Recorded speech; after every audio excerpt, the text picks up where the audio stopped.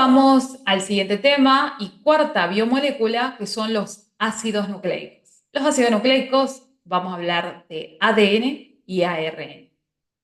¿A qué nos referimos con ácido nucleico y por qué es necesario estudiarlo en química orgánica? Simplemente para poder asociar estructuras orgánicas a los diferentes ácidos nucleicos.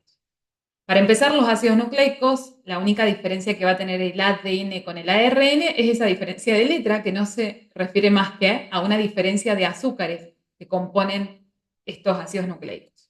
Podemos ver que el ADN, por ejemplo, está compuesto por un ácido desoxirribonucleico. Esto se refiere a que el azúcar tiene en la posición 2, le falta justamente un oxidrilo. Y en el ácido ribonucleico, en la posición 2, sí hay un oxidrilo. Esta simple diferencia genera una gran diferencia estructural y una gran diferencia funcional. Los ácidos nucleicos pueden estar compuestos por grupos fosfato, van a estar compuestos por grupos fosfatos, por azúcares, ya sea ribosa, desoxirribosa, como acabamos de ver, y va a estar compuesto por bases nitrogenadas. Cuando se los descubrió a los ácidos nucleicos se les puso el prefijo ácido. ¿Pero a qué se habrá referido? Justamente a que la porción ácida se le da el ácido fosfórico que se debe liberar cuando rompemos esto y lo queremos estudiar. Entonces, ¿qué vamos a aprender de esto? Que nuestro ácido nucleico está compuesto por dos grandes moléculas orgánicas como son las azúcares y las bases nitrogenadas. Pero el fosfato juega un rol súper importante. Fijémonos. Para formar un polímero, que es justamente los ácidos nucleicos que nosotros vemos, son polímeros, tienen uniones. Fíjense ahí el grupo fosfato. El grupo fosfato conecta cada uno de los nucleótidos que nosotros vamos a ver. Un nucleótido está compuesto por una base, un azúcar y un grupo fosfato. Ahí está marcado en rojo cómo se une el nitrógeno al azúcar y también podemos tener la unión del oxidrilo del azúcar, el último, hacia un fósforo.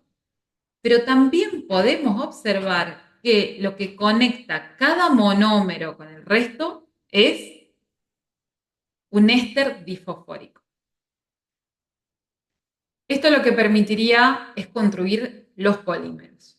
Ahora bien, nuestro monómero o molécula representante de los ácidos nucleicos son los nucleótidos. Veamos lo siguiente. Los nucleótidos van a ser todos aquellos que tengan justamente el fosfato. Y los nucleósidos van a ser todos aquellos que no tengan el grupo fosfato, ¿sí? Por ejemplo, si trabajamos con adenina, en su forma de nucleósido va a ser adenosina y en la forma de nucleótido va a ser adenilato. ¿Okay? Eso es para que lo vean. ¿Cuál de los dos es el monómero de un ácido nucleico? El nucleótido. Sin el fosfato, nosotros no podemos formar polímeros. Otra de las cosas que nos queda para entender es que los ácidos nucleicos existen como tal, por ejemplo el ADN, que es una estructura súper estable, están conectadas entre ellas a través de una interacción no covalente como son los puentes de hidrógeno. La clásica unión adenina-timina es un doble puente de hidrógeno y la clásica unión citosina-guanina son tres puentes de hidrógeno. Fijémonos, adenina y timina. Tenemos un dador de protones con un aceptor de protones en el puente de hidrógeno, ¿sí? Entonces tenemos dador de hidrógenos y aceptor de hidrógenos. Y se sigue repitiendo eso. Por otro lado, en la citosina guanina también tenemos, la citosina tiene dos aceptores y un dador. La guanina, digo. Y la citosina tiene dos dadores y un aceptor. Siempre se va a combinar un aceptor de puente de hidrógeno con un dador. Aceptor con dador, aceptor con dador.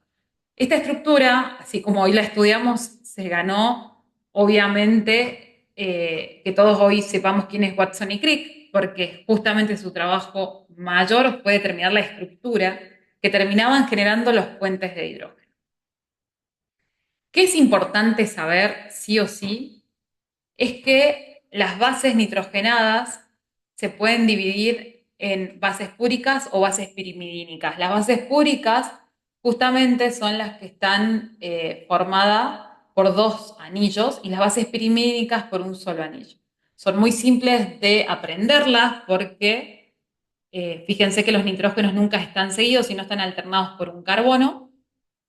Y fíjense que lo que podríamos hacer con los ácidos nucleicos es hidrolizarlos, o sea, nosotros podríamos hacer una reacción química. La hidrólisis de los ácidos nucleicos la podríamos hacer en medio ácido suave, es decir, sin calor, y lo primero que se desprendería serían las bases púricas, ¿sí? Y nos quedarían las bases pirimidínicas conectadas.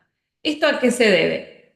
Que si nosotros analizamos la hidrólisis, nosotros si largamos un montón de protones, lo que terminan tomando como la parte de la base nitrogenada que funciona como base es justamente el nitrógeno de este anillo y se va a acomodar de tal modo que se va a terminar abriendo el anillo del azúcar para luego este ser atacado por el agua como nucleófilo y así de ese modo termina generando una apertura y desprendiéndome las bases del azúcar, ¿sí? Y obviamente se fue el fosfato.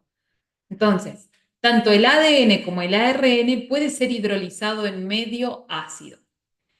Y acá les tengo un dato que el ARN solo se puede hidrolizar en medio básico. Sí, eso puede pasar porque viene la base y toma un hidrógeno de la base del carbono 2, que es del oxidrilo del carbono 2, lo toma, lo convierte en un nucleófilo y este ataca el éster fosfórico y se rompe el polímero.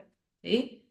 Entonces, ¿qué nos tiene que quedar claro de esta placa? Que el ADN lo podemos hidrolizar, ya sea de la única manera que lo podemos hidrolizar al ADN es de forma ácida y al ARN también. Y de forma básica solo podemos hidrolizar el ARN. Voy a volver a las bases nitrogenadas y esto es simplemente para que lo tengan en cuenta. Las bases nitrogenadas, ¿sí?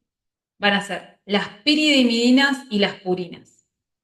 Fíjense lo siguiente, ¿qué tienen en común todas estas bases? Que tienen, por cada anillo tienen dos nitrógenos, ¿sí?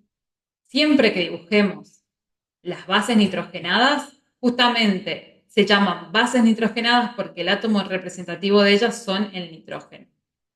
Por eso que van a tener que aprender a dibujar la adenina, la timina, la citosina y la guanina, y también diferenciarla del uracilo, que esa es una de las bases que está en el ARN en vez de la timina, ¿sí?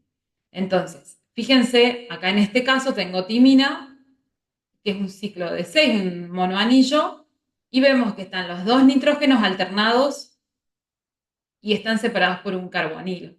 ¿Bien? ¿Qué tienen en común todas las bases púricas y pirimidínicas? Que son aromáticas. El que sean aromáticas nos va a permitir a nosotros poder visualizarlas, por ejemplo, por ultravioleta, porque estas van a absorber la luz UV y no la vamos a poder seguir por absorción de UV y vamos a ver la proporción citosina-guanina o adenina-timina. ¿Estamos? Entonces, cerramos las biomoléculas sabiendo diferenciar azúcares de aminoácidos, de lípidos y de nucleótidos, ¿sí?